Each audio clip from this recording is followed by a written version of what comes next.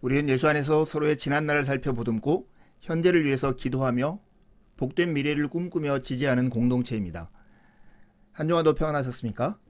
재미 솔솔 의미 팍팍 성경 공부 47번째 시간. 오늘은 요한복음 12장 20절에서 36절까지 있는 말씀, 하나님의 때, 하나님의 방법이라는 제목으로 함께 말씀을 나누겠습니다. 오늘 우리는 요한복음 12장을 다루는데요. 요한복음 11장과 12장은 예수님의 십자가 사역, 즉 마지막 사역의 배경이 되는 본문입니다. 나사로를 죽은 자 가운데 살리신 7번째 표적을 계기로 해서 일어나는 여러 가지 사건과 논쟁들을 다루는 본문입니다. 6월절을 맞이해서 예수님이 나귀를 타고 예루살렘에 입성한 사건이 오늘날 본문 바로 앞에 있었습니다. 요한복음에 나타나지 않지만 공간복음에는 예수님이 들어왔을 때 성결을 청결케 하는 사건, 여러 논쟁, 그리고 기적들을 일으키는 본문들이 나오죠.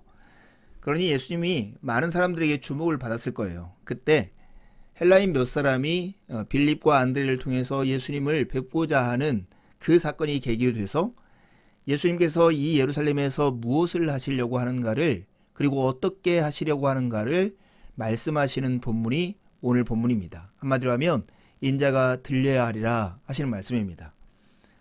오늘 본문을 크게 두 부분으로 나눌 수 있는데요. 20절에서 26절은 씨는 죽어야 한다 하는 제목을 붙일 수 있습니다. 인자가 영광을 얻을 때가 되었다라고 말씀하시면서 하늘의 밀알이 땅에 떨어져 죽지 아니하면 그대로 있고 죽으면 많은 열매를 맺는다는 주님의 말씀이 이 부분에 나타납니다. 그리고 27절에서 36절은 드디어 때가 왔다라고, 바로 인자가 땅에서 들릴 때가 왔다라고, 그 결과로 세상의 임금이 쫓겨나고 흩어진 무리를 인도하는 참 목자로서의 예수님이 완성될 것이다 하는 말씀이 나타납니다. 예전에 한국 사회를 들썩이게 했던 책 중에 하나가 공자가 죽어야 나라가 산다라는 책이었습니다. 그런데 정확히 얘기하면 예수님이 죽어야 우리가 산다, 이렇게 말해야 정확한 것 같습니다. 사랑만이 생명을 낳고 죽음만이 생명을 낳습니다. 자기 부인이 생명을 낳고 하나님과의 올바른 관계를 만들 수 있다고 하는 것입니다. 그런 의미에서 예수님께서 24절에 하늘의 밀이 땅에 떨어져 죽지 아니하면 하늘 그대로 있고 죽으면 많은 열매를 맺느니라, 이렇게 말씀하신 것입니다. 이 예수님의 말씀의 의미, 이 신비로운 말씀의 의미가 무엇이고 이 예수님을 쫓아 살아가는 우리의 삶은 어떠해야 하는가를 오늘 말씀을 통해서 확인해 보시죠. 먼저 20절에서 26절 말씀을 한 목소리로 읽어보겠습니다. 명절에 예배하러 올라온 사람 중에 헬라인 몇이 있는데 그들이 갈릴리 베세다 사람 빌립에게 가서 청하여 이르되 선생이여 우리가 예수를 배웁고자 하나이다 하니 빌립이 안드레에게 가서 말하고 안드레와 빌립이 예수께 가서 여쭈니 예수께서 대답하여 이르시되 인자가 영광을 얻을 때가 왔도다. 내가 진실로 진실로 너희에게 이르노니 하늘의 밀이 땅에 떨어져 죽지 아니하면 하늘 그대로 있고 죽으면 많은 열매를 맺느니라. 자기의 생명을 사랑하는 자는 잃어버릴 것이요 이 세상에서 자기의 생명을 미워하는 자는 영생하도록 보존하리라. 사람이 나를 섬기려면 나를 따르라. 나 있는 곳에 나를 섬기는 자도 거기 있으리니 사람이 나를 섬기면 내 아버지께서 그를 귀히 여기시리라. 예수님이 예루살렘 성에 입성하신 후 명절에 예배하러 온 헬라인 몇이 예수님을 뵙고자 하는 일이 계기가 됩니다.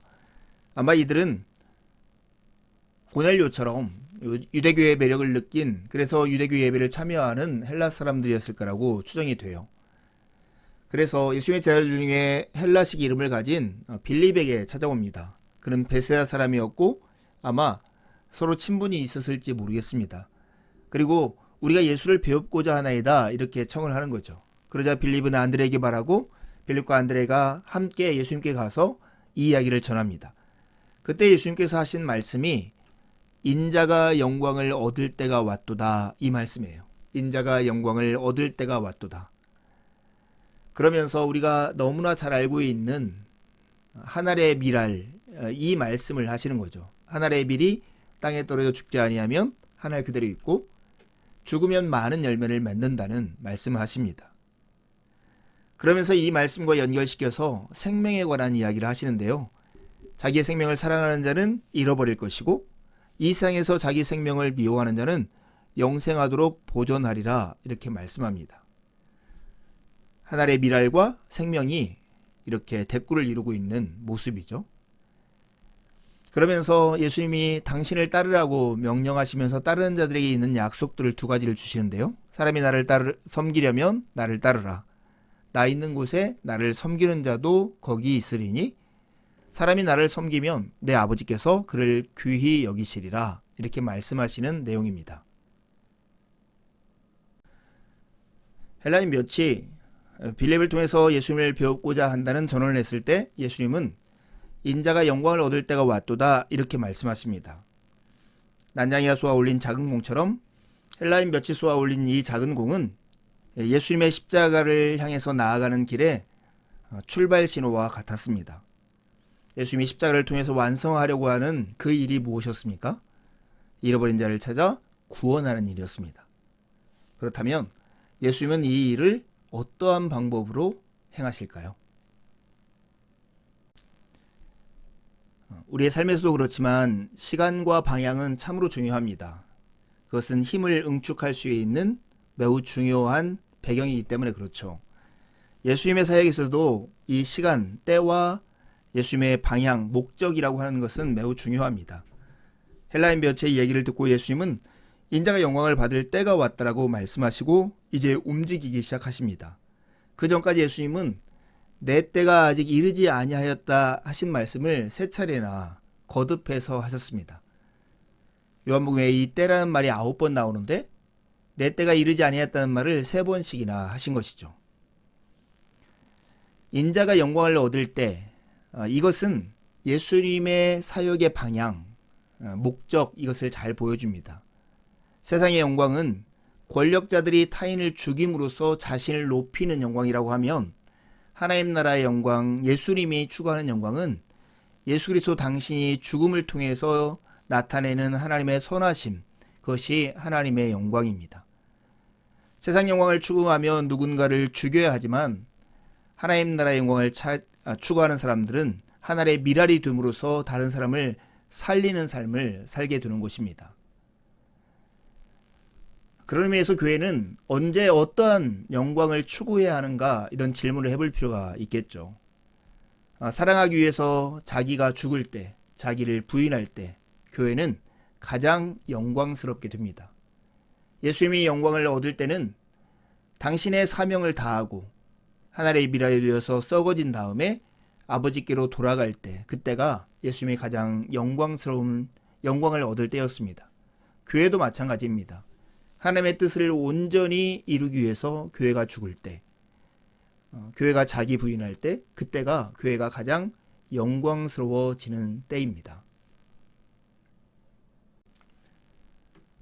24절에서 예수님은 자연의 이치를 가지고 한 가지 말씀을 하십니다. 여러분, 하늘의 미랄이 여러분 눈앞에 있다고 생각하고 이 말씀을 생각해 보세요. 이 하늘의 미랄이 땅에 떨어져 썩지 아니하면, 죽지 아니하면 하늘 그대로 있고 죽으면 많은 열매를 맺느니라. 이 말이 역설적으로 들리세요? 아니면 자연스럽게 들리세요? 자연의 이치 속에 보면 우리가 너무나 당연스럽게 여기는 것입니다. 그런데 인간의 삶 안에서 보면 역설적으로 들리는 말이죠. 아마 인간의 삶이 자연의 이치와 거꾸로 자리 잡고 있기 때문에 느끼는 그런 감정이 아닐까 싶어요. 그래서 예수님은 이 하늘의 미랄 비유를 가지고 우리의 생명과 연관시켜서 이렇게 말씀하시는 거예요. 25절에 자기 생명을 사랑하면 잃어버릴 것이고 자기 생명을 미워하는 자는 영생하도록 보존되리라. 미랄의 비유는 자연스럽게 여기면서 생명의 비유를 어색하게 여긴다면 우리 마음이 무엇인가 뒤틀린 것은 아닐까요? 이러한 예수님의 말씀들, 우리가 어색하게 느끼지만 하나님의 나라에서는 당연한 이치들의 역설과 같은 표현들이 성경에 참 많이 나옵니다. 마가복음 10장에 나오는 말씀도 마찬가지죠. 너희 중에 누구든지 크고자 하는 자는 너희를 섬기는 자가 되고 너희 중에 누구든지 으뜸이 되고자 하는 자는 모든 사람의 종이 되어야 하리라 하신 말씀 말입니다. 이 말씀이 우리에게 주시는 교훈은 이걸 거예요. 비루하고 곧 마칠 이 땅의 삶을 위해서 영혼의 이때에 있는 여러분의 영혼을 팔지 말라 하시는 말씀이죠. 누가복음 17장에 보면 노새 철을 기억하라. 무릇 자기 목숨을 보존하고자 하는 자는 잃을 것이요 잃는 자는 살리리라 하신 주님의 말씀을 우리가 깊이 이해하고 마음에 간직해야 할 것입니다. 26절에 예수님이 이렇게 말씀하십니다. 사람이 나를 섬기려면 나를 따르라. 나 있는 곳에 나를 섬기는 자도 거기 있으리니 사람이 나를 섬기면 내 아버지께서 그를 귀히 여기시리라. 예수님을 섬긴다라고 하는 것은 예수님을 따르는 것입니다. 이 섬김과 따름은 구분할 수 없습니다. 예수님을 섬기고 예수님을 따르는 제자들에게 약속하신 주님의 두 가지 복이 있습니다.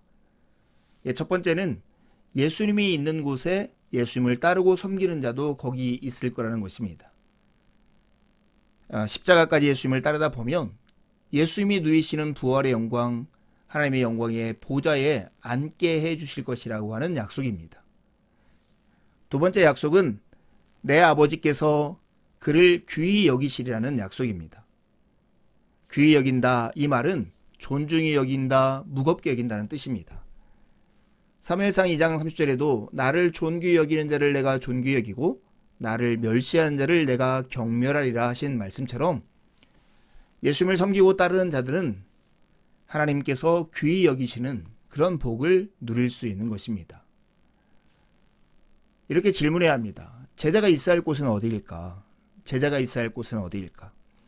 예수님을 섬기고 따르는 제자가 있어야 할 곳은 주님이 계신 곳이고 땅끝과 같은 그 곳이어야 합니다.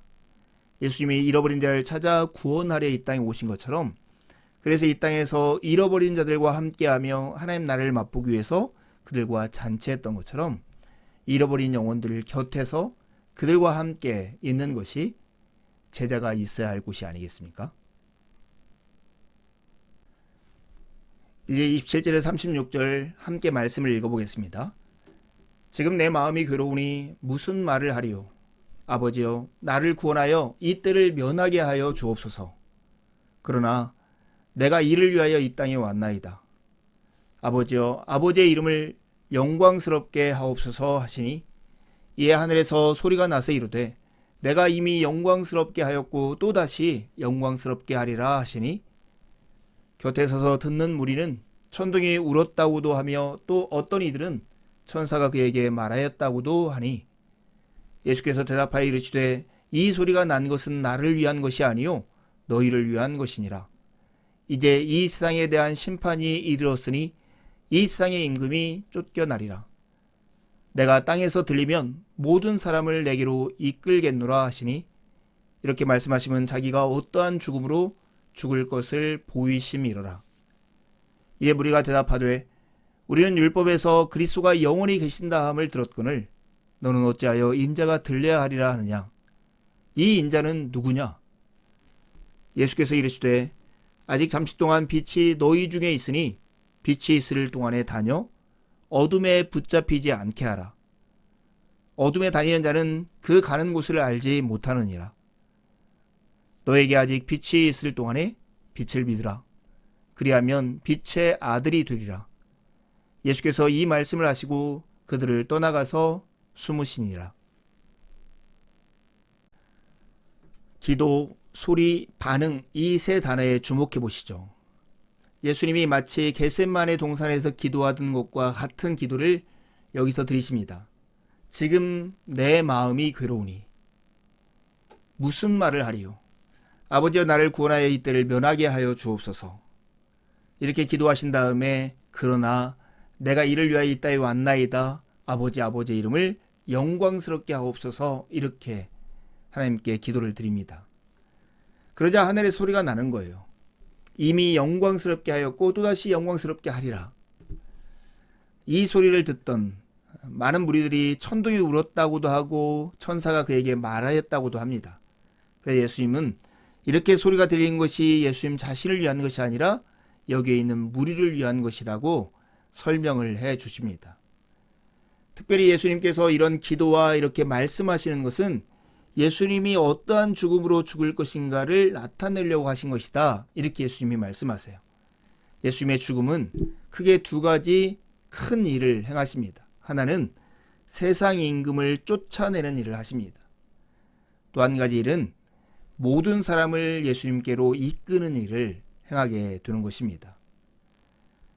이것을 이해하지 못하고 메시아가 영원히 함께 있다라고 하는 것을 질문하는 사람들에게 예수님께서 마지막 권면을 이렇게 하십니다. 빛이 있을 동안에 다녀 어둠에 붙잡히지 않게 하라. 아직 빛이 있는 동안에 빛을 비드라. 그리하면 빛이 아들이 되리라. 이렇게 말씀하시죠. 기도는 어떤 의미에서 보면 자기 뜻을 자살하는 자살행위와 같습니다. 기도는 나의 뜻을 꺾고 하나님의 뜻을 세우는 시간이고 남들보다 앞서게 해달라는 것이 아니라 남들을 섬기게 해달라고 하는 것이 주님이 우리에게 가르치신 기도이기 때문에 그렇습니다. 실제로 예수님의 삶의 열쇠는 아버지의 영광이었고 그 영광을 성취한 일이라면 무엇이든지 하겠다라고 하는 전폭적인 헌신의 태도로 주님 앞에 무릎 꿇고 있었던 것입니다. 여러분, 죽음의 공포와 두려움은 매우 실제적인 것입니다. 아무리 건강할 때 큰 소리를 친다 할지라도 죽음 앞에 서면 누구나 공포와 두려움의 실제를 경험하게 되는 것입니다. 이것을 극복하고 이기는 방법은 기도밖에 없습니다. 예수님조차도 이 죽음을 직면해서 이렇게 기도하셨습니다. 지금 내 마음이 괴로우니 아버지여 나를 구원하여 이 때를 면하게 하여 주옵소서. 그러나 이 괴로움을 이기는 기도, 주님은 당신의 뜻을 아버지의 영광과 아버지의 뜻에 굴복시키는 그 기도로 계속 이어집니다. 아버지의 이름을 영광스럽게 하옵소서. 그래서 김교신 선생 같은 경우는 기도를 자기 뜻의 자살이라고 표현한 것입니다. 뜻이 하늘에서 이루어진 것 같이 땅에서도 이루어지이다 하는 말씀을 해설하는 과정에서 기도하는 자 자신의 뜻을 이루자는 것이 아니요 하나님의 뜻을 이루어 달라는 것이니 이런 모순은 다시 없다. 그러므로 어떤 학자는 주기도의 이 절구를 칭하여 기도의 자살이라고 하였다. 나의 의지를 관철시키자는 것이 아니다. 나의 소원이 하나님의 뜻에 합치하옵거든이다. 이 일을 가장 명료하게 가르치는 것은 주 예수의 겟셋만의 기도이다. 기도 중에 기도, 주님 앞에 무릎 꿇는 통곡과 눈물의 기도를 보여주는 이 겟셋만의 기도야말로 기도의 자살이고 자기의 뜻을 죽임으로써 하나님의 뜻을 실현해달라고 하는 소원인 것입니다. 여러분, 그리스 철학에서 가르치는 신이나 타 종교에서 보면 하나님에 대한 감정을 이야기하지 않습니다. 그러나 여러분, 이 땅에 인간의 몸을 입고 오셔서 우리를 대신하여 십자가를 지신 그리스도는 우리의 이 절박한 상황, 우리의 삶에 죽음 앞에서 떨고 있는 이 현실을 충분히 경험하신 분이십니다. 그래서 히브리서 4장 15절에 우리의 대제사장은 우리의 연약함을 동정하지 못하는 분이 아닙니다. 이렇게 고백하고 있는 것입니다. 이 예수를 따르는 제자라는 것이 얼마나 감사하고 기쁜 일인지 모르겠습니다. 예수님의 십자가의 죽음, 이 십자가의 도가 사람들이 볼 때는 미련한 것처럼 보이고 혐오스러운 것처럼 보인다 할지라도 구원을 얻는 우리에게는 하나님의 능력이고 하나님의 지혜입니다. 이 십자가의 죽음이 일으키는 위대한 두 가지 사건이 있습니다. 첫 번째는 이 세상의 임금을 쫓아내는 것이고 다른 하나는 모든 사람을 예수 그리스도께로 이끄는 일입니다. 이 십자가의 죽음을 통해서 이런 위대한 일이 있기 때문에 우리는 십자가를 하나님의 능력이요 하나님의 지혜라고 말을 합니다. 예수님의 십자가의 죽음을 통해서 미움, 갈등, 경쟁, 탐욕, 불의를 조장하는 사탄을 쫓아내셔버렸습니다. 십자가 때문에 사탄은 자신이 우리를 고소하던 근거를 잃어버렸고 부활 때문에 사망이라는 무기를 또한 잃어버리게 됩니다. 예수 그리스도의 십자가는 거기에 멈추지 않습니다. 흩어진 무리를 인도하시는 선한 목자로서의 이 사역인 예수 그리스도의 십자가의 죽음은 이방인을 포함하여 모든 사람을 예수님께로 이끌어오는, 그래서 땅에서 당신이 씨가 되어서 심겨서 죽자 많은 열매가 나타나는 것처럼 모든 사람을 주님께로 이끄는 위대한 능력과 지혜가 되는 것입니다. 그래서 예수님은 요한복음 3장 14절 15절에 보면 모세가 광야에서 뱀을 든 것 같이 인자도 들려야 하리라 말씀하십니다. 이는 그를 믿는 자마다 영생을 얻게 하려 하심이니라 말씀하셨습니다. 여러분, 우리 교회 이름이 몸된 교회잖아요. 그리스도를 머리로 한 지체가 연합되어 있는 공동체가 몸된 교회입니다. 머리 되신 그리스도께서 이 천상에 계시다면 몸인 우리 교회 역시 곧 그분께로 이끌어 올리실 거라는 것을 우리는 확신할 수 있는 거 아니겠습니까? 이제 이 세상에 대한 심판이 이르렀으니 이 세상의 임금이 쫓겨나리라. 내가 땅에서 들리면 모든 사람을 내게로 이끌겠노라 말씀하신 예수님의 십자가에 대한 그 사건은 이미 2000년 전에 역사 속에서 일어났습니다.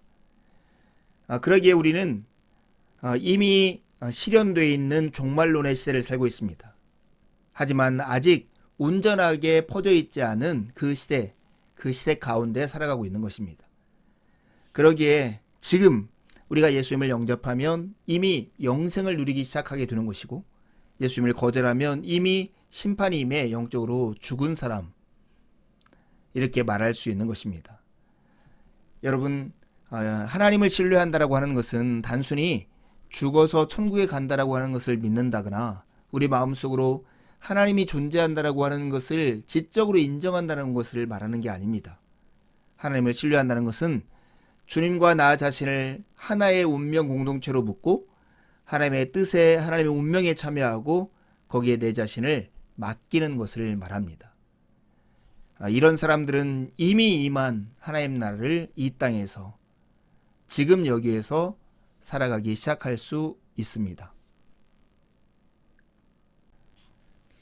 예수의 말씀에 대해서 무리가 이렇게 질문을 하죠. 우리는 율법에서 그리스도는 영원히 살아계시다는 것을 배웠습니다. 그런데 어떻게 당신은 인자가 들려야 한다고 말씀하십니까? 인자가 누구입니까? 이 얘기를 듣고 예수님께서 오히려 아직 잠시 동안 빛이 너희 중에 있으니, 곧 예수님이 그들과 함께 있으니 제자로서 어떻게 하라는 두 가지 책임을 말씀하십니다.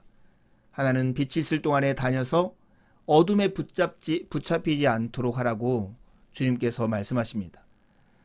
빛이 있는 동안에 걸어다녀라. 어둠이 너희를 이기지 못하게 하여라.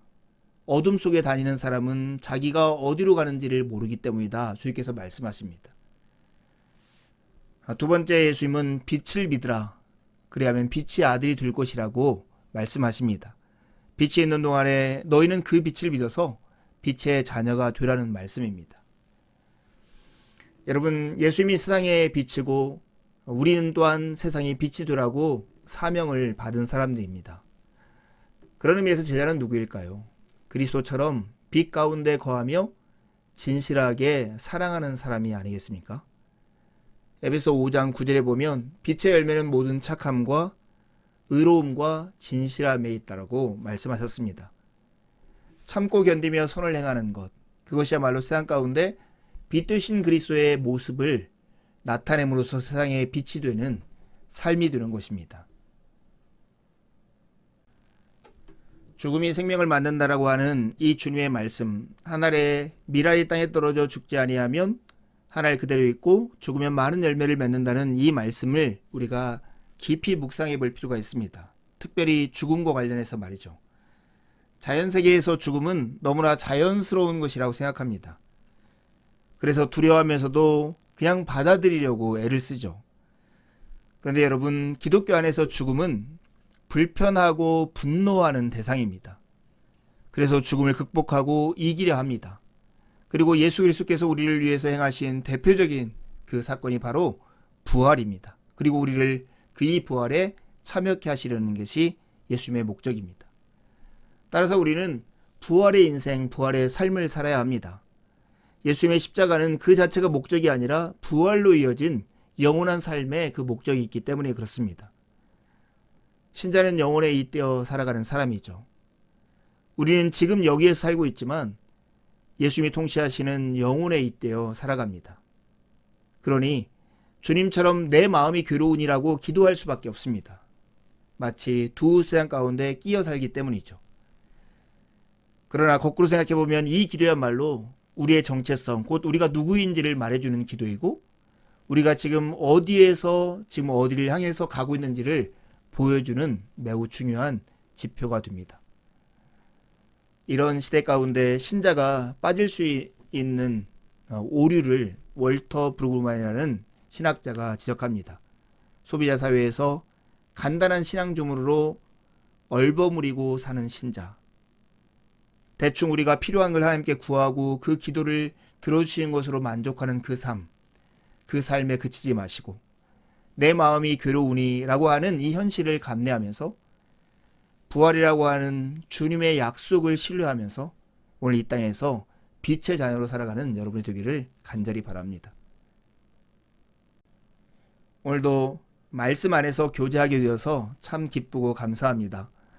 수요일에 줌으로 함께 이 말씀을 더 구체적으로 나누는데 참여하기를 바라고 주일에 함께 모여서 기쁨으로 예배하는 모든 몸된 교회 가족들이 되기를 간절히 바랍니다.